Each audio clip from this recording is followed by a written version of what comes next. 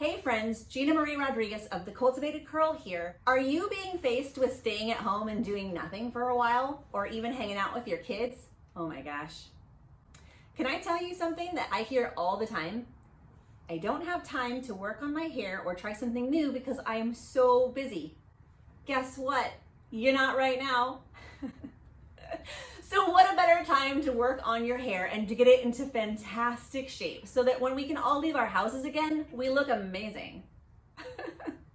I've decided to put together an online detox workshop. So just roll on up inside your house to your computer or even your phone and work along with me as I walk you through how to do a detox to get your hair in the best shape it can be so it can accept hydration and give you better results. Oh, and while you're there, don't forget, this is really important.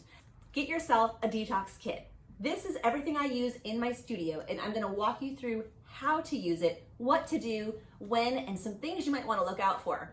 So get your detox kit and your seat in the detox workshop, and I'll see you there because you don't have anything else to do.